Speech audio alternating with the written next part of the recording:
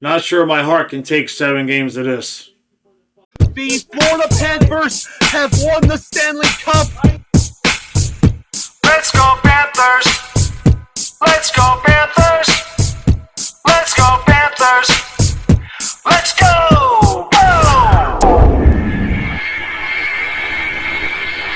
Puck drop. And 3, 2,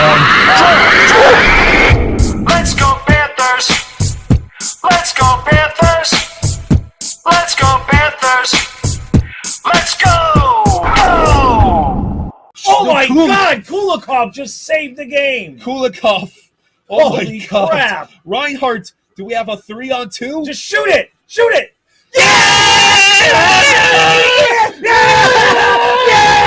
All right, Panther fans, here we go. Finally, and Edmonton fans, Edmonton Oilers fans, all of the fans of all of the teams who are here to try to make sure that, how can we put this?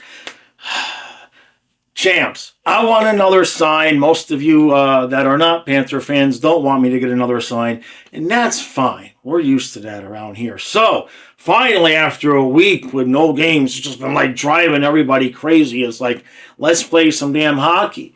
So, obviously, everybody knows Hyman's out for Edmonton. Most likely, you're looking at Corey Perry in his spot. Greer is out for the Panthers. Going to see Boquist in, which is great because he scores goals the first game. He always comes back. So Greer is supposed to be out the second game. So no matter what Boquist does in this game, I want to see Samoskevich the next game so that we only have to deal with the one good game from Boquist and not that second one where he's not been great. All of this comes down to Bubba. If you watch my series preview, you know what I think.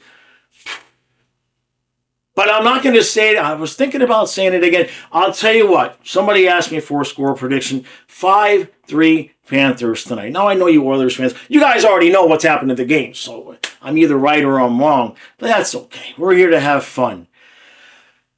I'm not nervous. You're not nervous. Everybody knows these are the two best teams in the NHL by far. You do a whole year worth of work. A whole year. A whole year goes by. Oh, and you end up in the same exact position. Ain't that something? All right, Panthers, let's get this moving.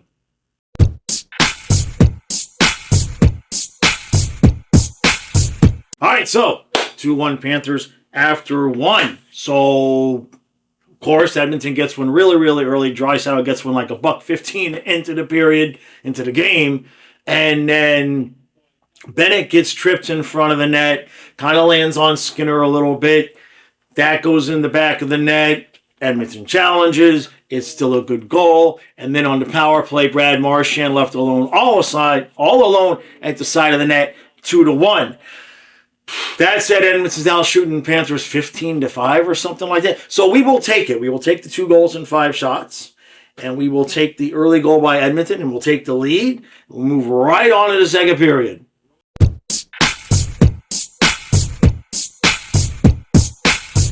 Okay, 3-2 Florida after 2. Oh boy, oh boy, oh boy. Bennett gets one, and Edmonton gets one right back. I think Podkolzin, how you say the kid's name, kind of beats Bob. He was screened a little bit. Not the best goal that you'd ever want to see given up. Bubba, but that's okay because both goalies have made some really good saves here towards especially the latter half of the period. Edmonton ended the period on the power play, so they're going to have, I don't know, about 45 seconds left the power play. Florida mostly dominated that period, but the score for a period was even. We caught up in shots. It still might be like 18-16 at this point. Edmonton. Panthers have been doing a pretty good job. Knock on the wood sign here. They've been doing a pretty good job of limiting the breakaways. I think Edmonton's had like one. Draisaitl had the one. And, Rodriguez took the penalty on that. Panthers are having a lot of success cycling the puck and having zone possession in the offensive zone. That's a good thing. With Skinner, since the early goals, he's looked a lot better second half of the second period. He's kind of shut the door here for a little bit. So, all that being said, there's a game 1 right here on the silver platter, Florida. This is going to be a long second period. Third period. Learn to count, Jaws. Jeez. We are going to overtime! So, everybody who was surprised this game is in overtime, raise your hand. In fact, everybody who's surprised game one went to overtime, just go ahead and super chat like 10 grand. Every single one of you that's surprised by this. Oh, Panthers had a 3-1 lead, then it was 3-2, then it was 3-3, but it's not like I feel like it was a busted lead. It's just one of those things where we were playing better, they were playing better. We were playing better, they were playing better. Edmonton had the better play there in the third period. They earned the goal. And Skinner has been playing pretty damn well. Now, of course, we have the world's, we've got overtime merchants. We'll just leave it at that. So far, this series, this game is exactly what you've seen. Last series went 7 games with no overtime. Now game 8 is in overtime. 2 of the most even, Steven. It's just incredibly even. Somebody has to win this game. I wonder how many overtimes we're going to be here for. Panthers. Champs.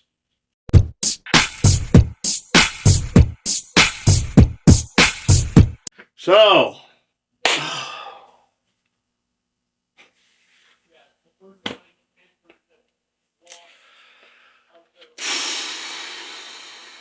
Panthers come out at the beginning of the overtime, controlled the play, expended a lot of energy, spent the second half of the overtime just trying to survive the period. And Thomas Nosek takes one of the dumbest delay-a-game penalties. It's accidental, but damn, man, just use the boards. What are you trying to flip it? I mean, and we kill out most of the penalty, but Draisaitl gets left alone all in front of the net. And that's it. So it's first game in the box to Edmonton. And now Panthers need to come out on Friday and try to get the split, coming off an absolutely brutal way to lose a game here. So, what do we see on the ice? Well, I mean,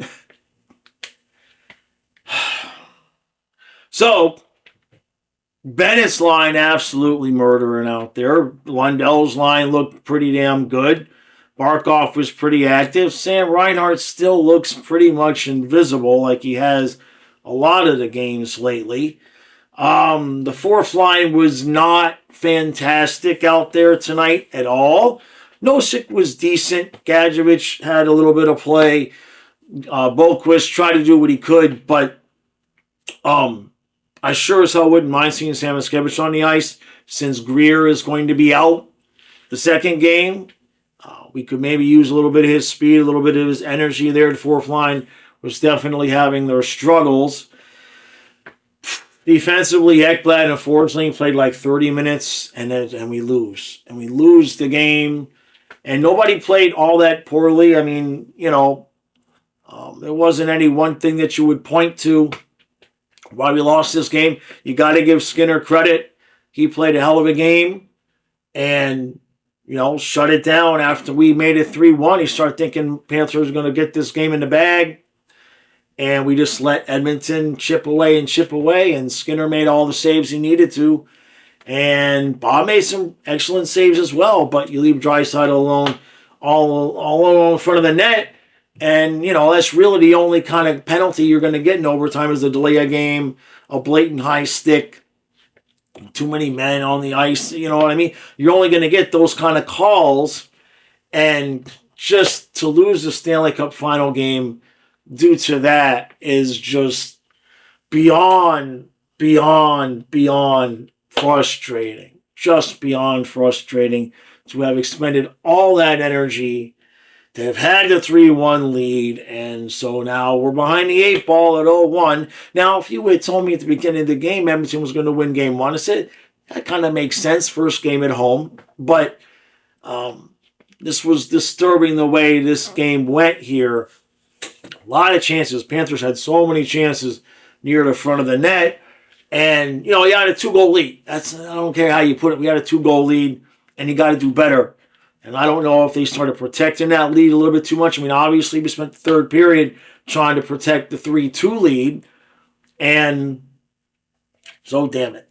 Damn it. So, what happens next? Well, Friday. I mean, I'm not saying we lose both in Edmonton, it's over, obviously, because, we already came back against Toronto that way. But you need to earn the split. This game was there for the Panthers to take multiple times. We had a lot of, even in overtime, the first 8 minutes of overtime, we had plenty of opportunities where just we couldn't get to a loose puck in the front, or a guy would overskate, or the deflection would just go wide. Skinner made a save. Oh boy! And I mean, we really should have been in double overtime. If that penalty doesn't happen, we're likely in double overtime and still playing in another hour. So I don't know what game 2, 3, 4, 5, 6, 7, 8, 9. I don't know how many games we're going to play. It took a delay of game penalty with a minute left in overtime to just decide this game. So that kind of tells you the way the rest of the series is likely to go. All right. Damn it. What a, you just knew too. You just knew when that puck went over and they called the delay of game. You just knew. It was like, yep, we've been sucking gas the last 6-7 minutes of that period. And you just knew that it'd be a miracle if we could finish that off. And we didn't. So Edmonton gets the first game. That's that. All right. I'll be live tomorrow at noon for your therapy session. That should be really interesting tomorrow. This was a long game. Tough to lose this game this way. But we'll be back Friday. Get back Friday, get it evened up. And if you can do that, I mean, I feel good about how we played most of the game. It's not like, McDavid giving up breakaways and stuff like that. I feel like it was a winnable game for either team. So it's, I didn't see anything in that game that makes me think anything other than 7 games at this point. Just disappointing to lose it that way. So, all right. I will see you tomorrow live at noon. Yeah, tomorrow live at noon.